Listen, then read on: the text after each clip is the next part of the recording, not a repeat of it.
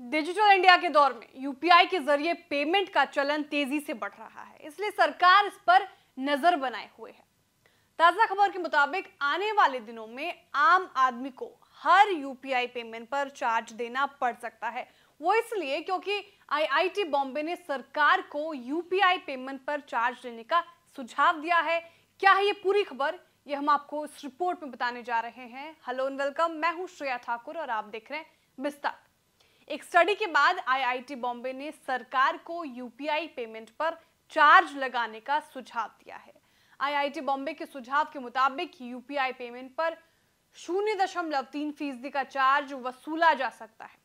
अगर सरकार आईआईटी बॉम्बे के सुझाव पर अमल करती है तो फिर मुमकिन है कि आने वाले दिनों में यूपीआई के सभी तरह के भुगतान पर लोगों को एक समान चार्ज का भुगतान करना पड़ सकता है। दरअसल सरकार यूपीआई पेमेंट सिस्टम के लिए जरूरी इंफ्रास्ट्रक्चर की फंडिंग और इसकी वित्तीय मजबूती तय करने के लिए ट्रांजैक्शन पर 0.3% का एक समान डिजिटल पेमेंट फैसिलिटी फी यानी कि डिजिटल भुगतान सुविधा शुल्क लगा सकती है।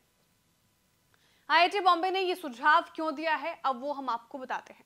Charges for PPI based UPI payments the deception topic से पब्लिश आईआईटी बॉम्बे की स्टडी में कहा गया कि 0.3% फीस से 2023-24 में करीब 5,000 करोड़ रुपए जुटाए जा सकते हैं। हालांकि मोबाइल वॉलेट के जरिए होने वाले भुगतान को लेकर कहा गया कि दुकानदारों को मिलने वाले पेमेंट पर कोई चार्ज नहीं लिया जाना चाहिए, भले ही ये रकम सीधे यूपीआई के जरिए आए या फिर प्रीपेड ई वॉलेट के जरिए। इसका मतलब ये हुआ कि अगर सरकार की तरफ से ये लागू हो जाता है तो 0.3% चार्ज का मतलब आपको 1,000 रुपए के पेमेंट पर 3 रुपए देने होंगे, यानी आपके अकाउंट से 3 रुपए कट जाएंगे। कुछ दिन पहले ही एक खबर आई थी कि यूपीआई पेमेंट पर चार्ज देना पड़ेगा, लेकिन वो आम लेन देन को लेकर नहीं था। National payments corporation of India यानी कि एनपीसीआई ने एक बयान में कहा था कि बैंक अकाउंट से बैंक अकाउंट आधारित यूपीआई पेमेंट या सामान्य यूपीआई भुगतान पर कोई चार्ज नहीं लगेगा, लेकिन सेलर के पूर्व भुगतान साधन यानी प्री पेमेंट इंस्ट्रूमेंट पीपीआई के जरिए लेन देन करने पर इंटरचेंज पर चार्ज लगेगा। पीपीआई के जरिए 2,000 रुपए से ज्यादा के यूपीआई ट्रांजैक्शन पर 1.1% का चार्ज वसूला जाएगा। लेकिन अब जिस चार्ज को वसूलने की बात की जा रही है वो आम यूजर की जेब पर भारी पड़ सकता है, क्योंकि आने वाले दिनों में सीधे किसी भी ऑनलाइन पेमेंट पर यह चार्ज लगाया जा सकता है। बीते दिनों वित्त मंत्री निर्मला सीतारमण ने अपने बजट भाषण में कहा था कि अर्थव्यवस्था बहुत ज्यादा औपचारिक हो गई है।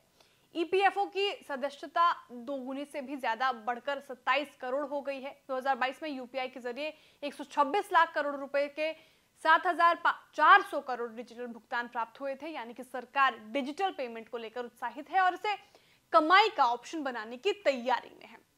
एक रिपोर्ट के मुताबिक सरकार और आरबीआई करेंसी की छपाई और मैनेजमेंट पर मोटी रकम खर्च कर रहे पिछले कुछ सालों में अकेले करेंसी प्रिंटिंग पर औसतन 5,400 करोड़ रुपए और करेंसी मैनेजमेंट पर इससे भी ज्यादा रकम खर्च की गई। यूपीआई के लिए खर्च बहुत कम लागत में हो सकता है और इसका इस्तेमाल बढ़ने से करेंसी पर खर्च भी घटाया जा सकता है। ऐसे में पैसों की लागत घटने से बजट का कुछ हिस्सा यूपीआई इकोसिस्टम के आगे बढ़ाने के लिए इस्तेमाल किए जाने का सुझाव दिया गया है। आईआईटी बॉम्बे के सुझाव और सरकार की रणनीति पर आपकी क्या राय है, हमें कमेंट करके जरूर बताएं और हमारी जानकारी कैसी लगी आपको ये भी जरूर बताएं।